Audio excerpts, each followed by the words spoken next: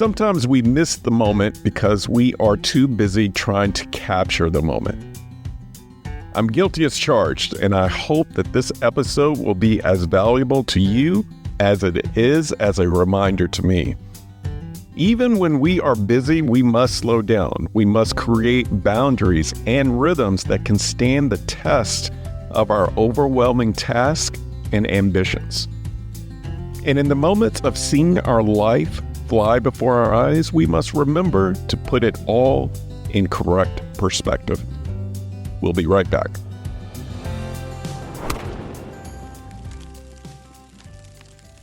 You are listening to the Work Life Eubiosis podcast with your host, Charleston Edwards. If this is your first time here, welcome.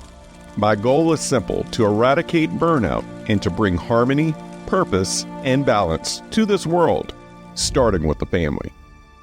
My hope is that this show and the story shared will provide encouragement and ideas that will be valuable to you on your journey to work-life freedom. So let's dive in to today's episode.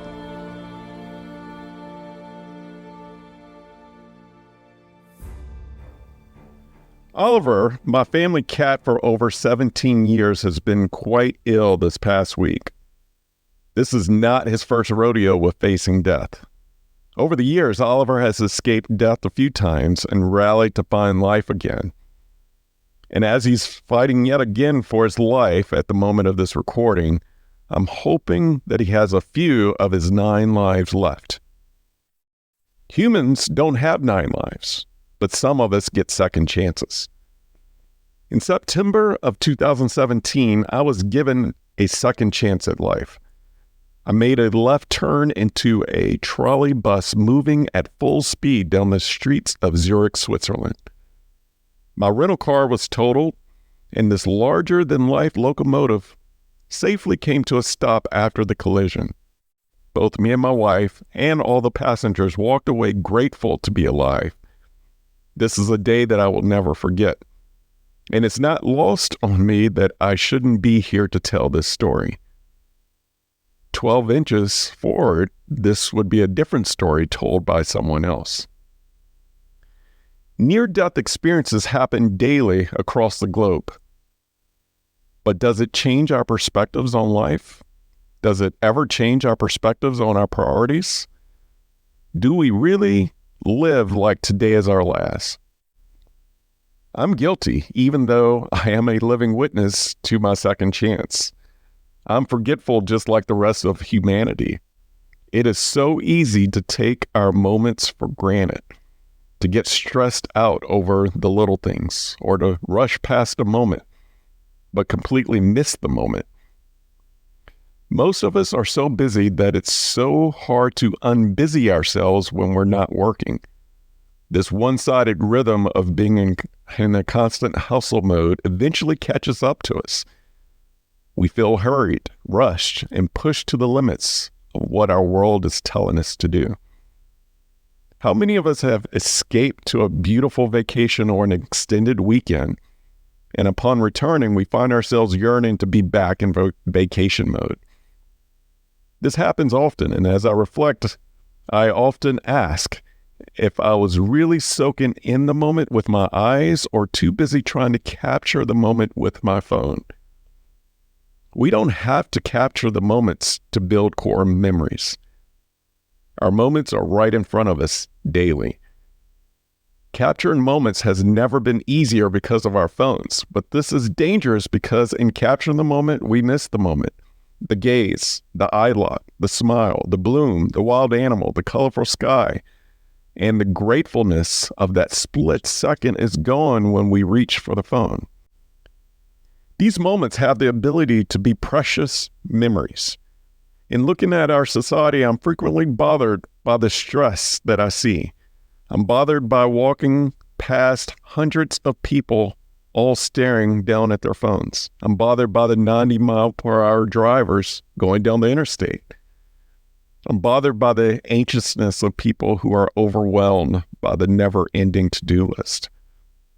In my disturbed state, I also realize that I struggle, and I must continue to remind myself and others to slow it down. I don't have the fancy or cerebral advice that other experts can give you, but I am here as a living testimony of second chances, that slowing down and soaking in the moments are possible and they are life-giving. Even if you're in a busy season or overwhelmed by everything on your plate, I do have a few practical tips of how we can drop the phone, even for 10 minutes, and pick up one of these next 4 habits. Number 1, back to the front porch. A front porch signifies community, a place where we can chat with passing neighbors. It signifies beauty, a place where we can observe nature, the changing skies, or the cool or warm breeze. It signifies quietness, a refuge in a book or a place to silence our hearts in prayer. In my house, it can also signify a place of play, as the kids run in and out of the house to find their favorite toys or wheels right there on the front porch. Number 2, stroll before scroll. One of my favorite things to do is to get my body moving in nature. It resets my brain and brings clarity and new ideas and gets my blood flowing. It's foundational to energizing my day and getting me in the flow of work before sitting behind a desk. And if the weather's right, I was just reminded by a good friend to put my bare feet into the grass and take in the sunrise and the sunset. This is amazing for our circadian rhythms, and this has more physical benefits than you could ever imagine. And number 3, embrace their gaze. For the parents and caregivers, kids want our undivided attention, and their way of spelling love is time, our time. Their love language is play. But at the center of this is them seeking not only our bodies, but our presence with our hearts, eyes, and ears. When we can drop the phone and pick up our eyes, even just for 10 minutes, we have made a connection that strengthens relationships. In the meantime, this time of play has also reduced whatever worries or concerns that have us burdened down. And lastly, number 4, journal the journey.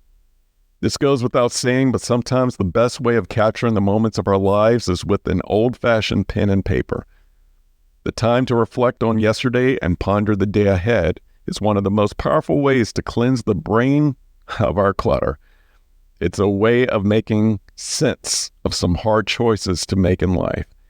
Journaling is also a way of capturing not only our dreams, but memorializing our milestones. And lastly, it's a place to turn our bitter thoughts into better thoughts by writing out what we're grateful for.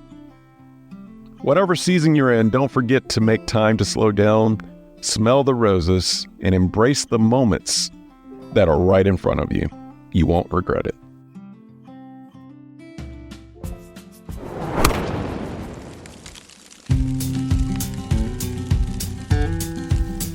Thank you for listening to the Work-Life Eubiosis podcast, part of the Work-Life resources created by Own Your 5 to 9. I hope that you have found encouragement and a few ideas to strengthen your journey to purpose, freedom, and balance. Have you overcome burnout and found a new way of life? Millions around the globe are still at the risk of burnout and losing it all. And your story may be the one that sparks not only a dream, but action. Visit ownyour5to9.com for more information and submit your story. While you're there, join the Work-Life Eubiosis newsletter and receive additional resources weekly right to your inbox. If you enjoy this podcast, take time to subscribe, rate, and leave a review. Share it with a friend or loved one. Remember, the most important organization in the world is the family. Let's do our part to strengthen it. Thank you for listening.